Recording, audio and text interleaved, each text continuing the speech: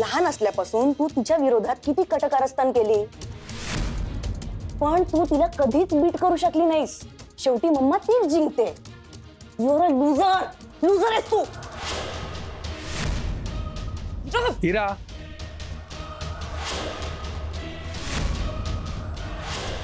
हिरा, अगं बाळा, किती विचार करशील बयोचा. नाही म्हणजे तू तिचा एवढा विचार करतेस, कौतुकच वाटतंय मला तुझं. काय कौतुकास्पद केलं माझ्या लेकीने? कौतुक करण्यासारखीच आहे आपली हिरा. हुशार, समंजस, मोठ्यांचा आदर करणारी. नाही तर हल्लीची मुलं पुढचा मागचा विचार न करता काहीही बोलतात. उचलली जीभ आणि लावली टाळ्याला. समोर कोण आहे काय आहे याचा काही विचार करत नाही. पण आपली हिरा तशी नाहीये ना, हो की नाही हिरा? आता बघ ना, हिरा आणि बयोची केवढी भांडणं आहेत, पण तरी बयो परीक्षेला बसतीये म्हटल्यानंतर हिराला केवढा आनंद झाला. अरे चॉकलेट आणलंय तिने. नाही म्हणजे कधी कधी वाटते इमॅच्युअर, पण मनाने खूप चांगली आपली हिरा. दे बाबाला पण, दे चॉकलेट दे.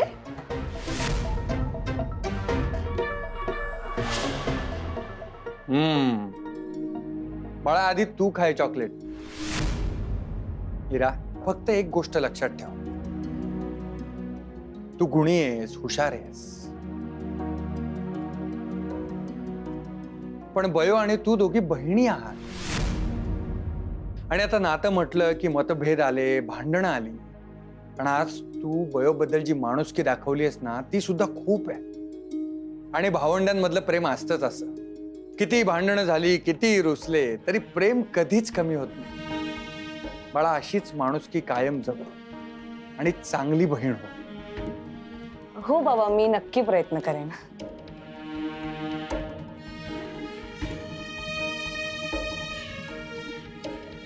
शुभू, आज मी खूप खुश आहे. अरे आपली बयो परीक्षा देतीये.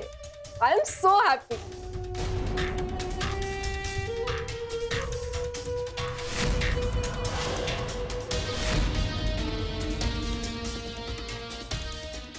सॉरी. It's okay.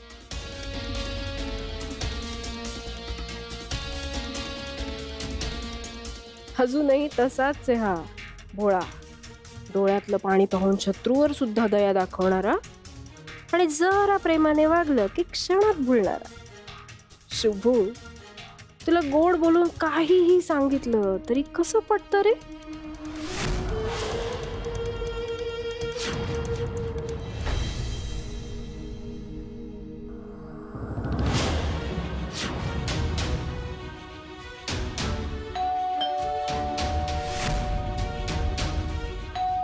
आले आले आले आले. अरे तुझ्यासाठी जेवण बनवत होते म्हणून जरा उशीर झाला दरवाजा उघडायला. आणि I am extremely sorry, me duplicate keys बनवून घेतल्या, कारण कधी कधी काय होतं तुला यायला उशीर होतो, मग मला इथे वाट बघत बसावं लागतं म्हणून बनवलं. सॉरी. तू ये ना आतमध्ये आणि फ्रेश होऊन घे लवकर. ये विशाल, चल लवकर आहे जेवायला, गरम गरम आहे. ये.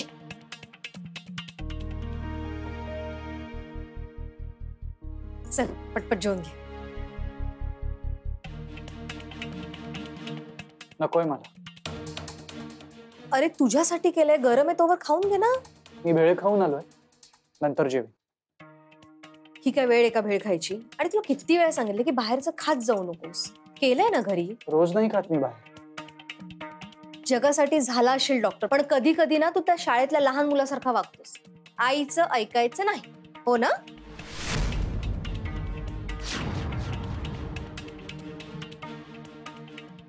काय झालं, असं का पाहतोयस? तुझ्याशी बोलायचंय थोडस. बोल ना. या सगळ्या गोष्टींचा मी इतका विचार केल्यानंतर मी एका गोष्टीवरती ठाम आहे. कोणत्या? सरस्वतीच्या बाबतीत जे काही घडलं ते एकट्या पोटेंनी करणं शक्य आहे. ही गोष्ट हॉस्पिटलमध्ये सुद्धा मी तुला सांगितली होती. आणि त्यांना हॉस्पिटलमधूनच कोणीतरी मदत करतंय अशी शंका आहे मला.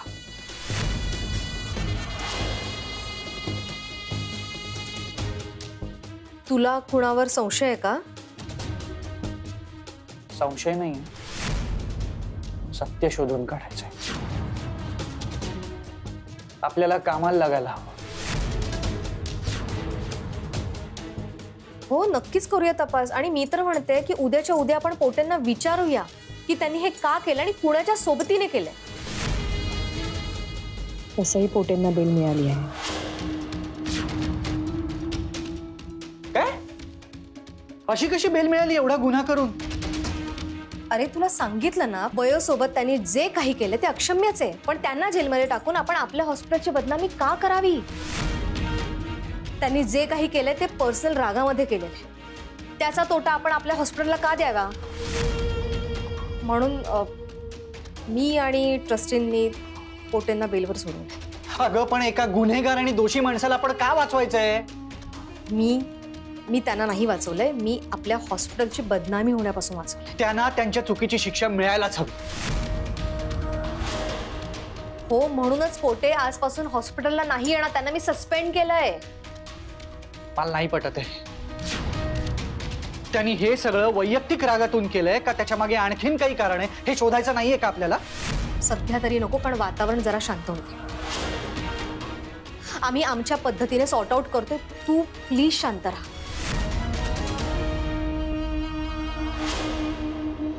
सर मी अजिबात शांत राहणार नाही सर, अजिबात शांत नाही राहणार. कुठे तुम्ही एक काम करा, तडी परवा. तरी बरं होय. अरे sir, I am criminal, I am not criminal.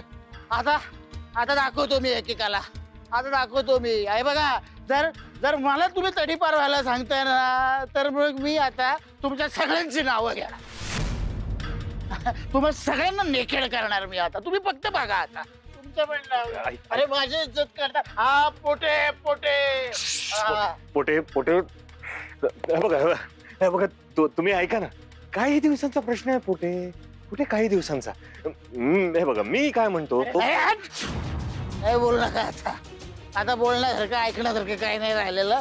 आता सगळा खेळ खलास झालाय. आता खेळ पोट्याच्या हातात. आता तुम्ही फक्त बघा एकेकाची कशी वाट लावतो ते. आता फक्त बघाच तुम्ही. पोटे पोटे बघा तुम्ही आता फक्त कशी एकेकाची लावतो ते. सगळ्यांना खड्या पोडायला लावतो का रे. पोटे पोटे पोट्याला काय आता तसं समजला का?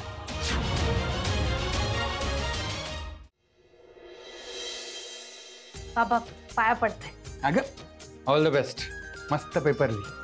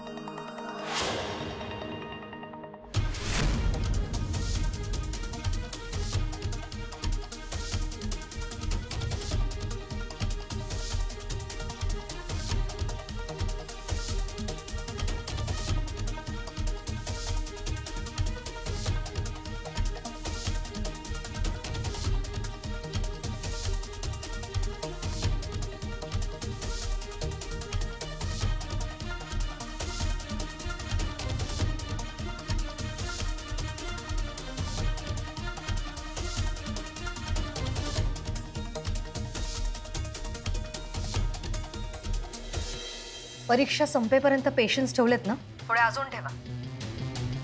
अजून थोडं निवळू दे.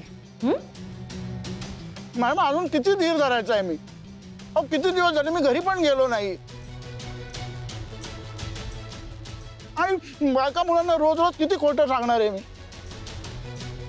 रोज रोज खोटं कारण सांगू ना वैतागलोय मी आता अक्षरशः. मॅडम प्लीज प्लीज प्लीज तुम्ही काहीतरी करा मॅडम. मला मला मला काहीतरी करा आणि मला बाहेर काढा मॅडम आधी प्लीज. पोटे, तुम्हाला माझ्यावर विश्वास आहे ना? मी सगळं नीट करेन. डोंट वरी.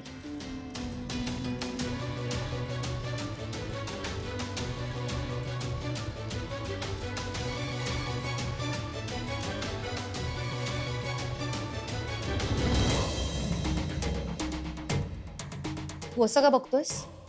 नाही बघतोय तुझ्या चेहऱ्यावरचा स्ट्रेस.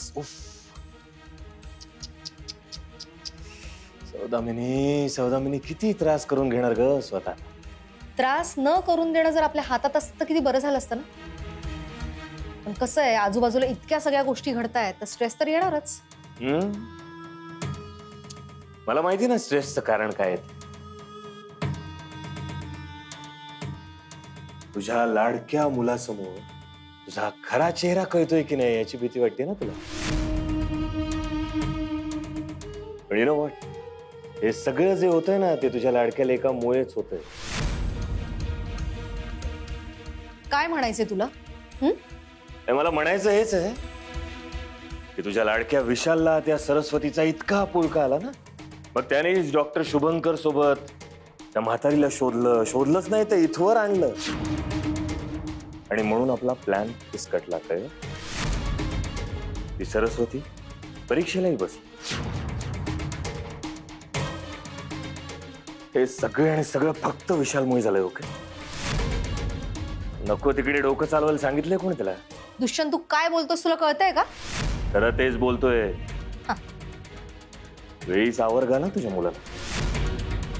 वेळीच आवर घाल. बस, मी विशाल बद्दल काही ऐकून घेणार नाही. ए भास्कर, तुझं विशाल तुझं जे पुत्रप्रेम आहे ना तेच एक दिवस तुला गोत्यात आणणार.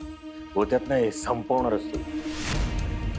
तुझ्या त्या विशालमुळेच अडकलीस आणि तरी तोंडावर त्याचंच नाव. हो, माझा मुलगा येतो आणि या हॉस्पिटलचा वारस आहे, कळलं?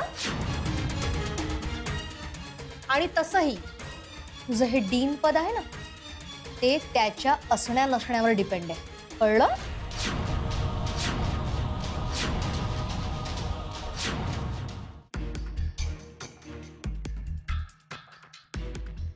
या सगळ्या मागे पोटेना कोणाचा सपोर्ट असेल? मला ज्या व्यक्तीवरती संशय येतोय ती व्यक्तीच तर नसेल ना या सगळ्यात? सर, आत येऊ काय? अरे सरस्वती, ये ना, बस. बरं झालं तू आलीस, मला बोलायचं होतं तुझ्याशी. काय झालं सर? काही नाही, माझ्या मनात बरेच दिवस बऱ्याच गोष्टी चालू आहेत. फक्त तुझी एक्झाम संपण्याची मी वाट बघत होतो. बोला ना सर, काय झाला? सरस्वती, मला काहीतरी गडबड वाटते. म्हणजे मला माहिती आहे की पोटे सरांचा तुझ्यावरती पहिल्यापासून राग आहे. पण त्यांनी जे काही केलंय ते तुझ्यावरच्या पर्सनल रागामुळे केलंय असं मला नाही वाटत. म्हणजे या सगळ्यात ना कोणीतरी मास्टर माइंड आहे असं मला वाटतंय. त्याशिवाय एकट्या पोटे सरांना हे सगळं करणं शक्य नाही. सर, कुणी केलं असा तसा तुमका वाटतं? दुष्यंत सर. काय? हो, आणि फक्त दुष्यंत सरच नाही तर माझा सौदामिनी मॅडम वरतीही संशय. नाही सर, या शक्यच नाही. सर, अहो सौदामिनी मॅडम माझ्याशी किती चांगल्या वागतात. उलट त्यांनी आपल्या क्लिनिकला पण किती सपोर्ट केलाय. आणि मी परीक्षा देऊ नये म्हणून या सगळ्या त्या करतील मला असं वाटत नाही सर. सरस्वती, मला आता फक्त पुरावे दिसत आहेत. सर, पण त्यांच्या विरोधातले कुठलेच पुरावे नाही आहेत तुमच्याकडे. कधी कधी ना आपण खूप विचार करतो आणि आपल्याच माणसांका दूर करतो. सर, तुमका खरं सांगू का, सौदामिनी मॅडम ना आमच्या कोकणातल्या फणसासारखे आहेत. म्हणजे बाहेरून किती पण कठोर असले ना, त्यांच्या मनात फक्त माया आहे. म्हणजे सुरुवातीला त्यांनी माझा रागराग केला, माका हॉस्पिटल साफ करूक लावले, पण त्यांनी माझ्यासाठी ताट पण वाढला नाही. आठवतं ना तुमका? त्यांनी स्वतःचं वय पद सगळा बाजूला ठेवून माझी माफी पण मागितली. ह्याच किती त्यांच्या मनाचा मोठेपणा सर. आणि त्यांचं ज्यांच्यावरती जास्त जीव त्यांनीच जर त्यांच्यावरती असे आरोप केले मग त्यांना किती वाईट वाटा. सरस्वती मी आरोप नाही करत, कारण मी स्वतःच कन्फर्म नाहीये त्या बाबतीत. सरस्वती, मी फक्त शंका बोलून दाखवली. आणि आता ती जे काही चांगलं वागते ना, ती आत्ता वागते. मी ओळखतो ना माझ्या जन्मापासून तिला. ती जरी माझी आई असली तरी सुद्धा 100% विश्वास माझा तिच्यावरती कधीच नव्हता. सर पण तुम्ही त्यांना स्वीकारला होतात ना. अगं पण भूतकाळातला एखादा तरी दुःखाचा धागा मागे राहूच शकतो ना. सर, जन्माला आलेला प्रत्येक माणूस या अनुभवातनं बदलता. सरस्वती, माणूस कितीही बदलला तरी सुद्धा त्याने दिलेल्या जखमांचे व्रण अनेक वर्ष राहतात. सर पण जर जखम ठणकत नसताना उगाच आपण त्याच्याकडे लक्ष देणं पण चुकीचं आहे ना. तुम्ही लहानपणापासून त्यांचा राग राग करता म्हणाल, कदाचित आता तोच राग परत डोकं वर करून बघत असाल. तसं असेलही, पण जर का माझी शंका खरी ठरली तर मी मात्र सगळी नाती विसरेन. मग माझ्यासमोर कोणी येऊ, अगदी सौदामिनी मॅडम सुद्धा. विशाल,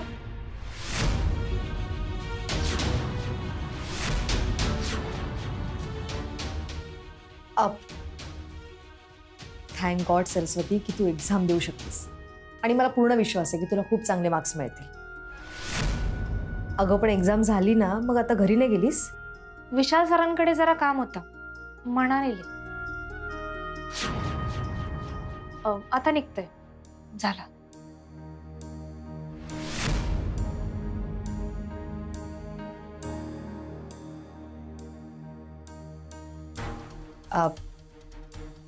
मला यावर सही हवी होती.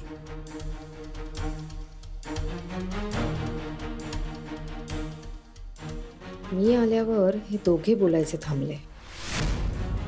एवढं काय बोलत होते दोघ जण?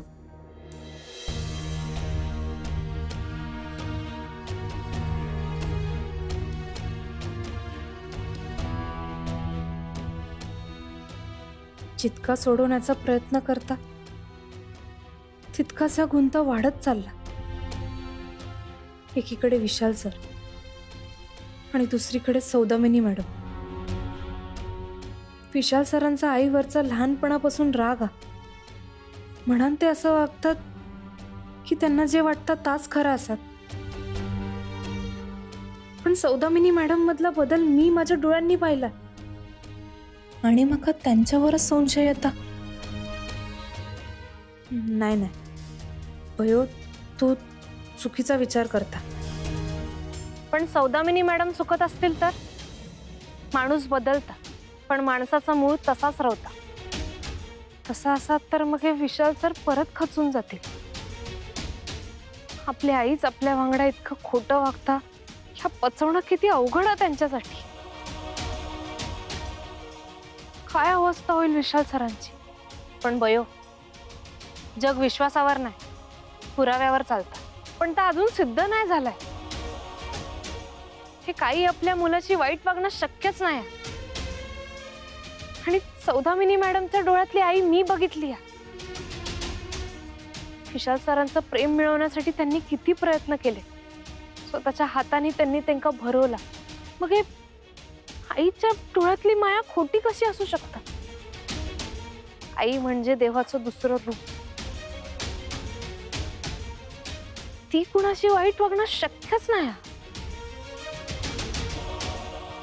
माझा विश्वास आहे ते अशा नाहीच करू शकत. तेव्हा रवण आता सगळा नीट कर.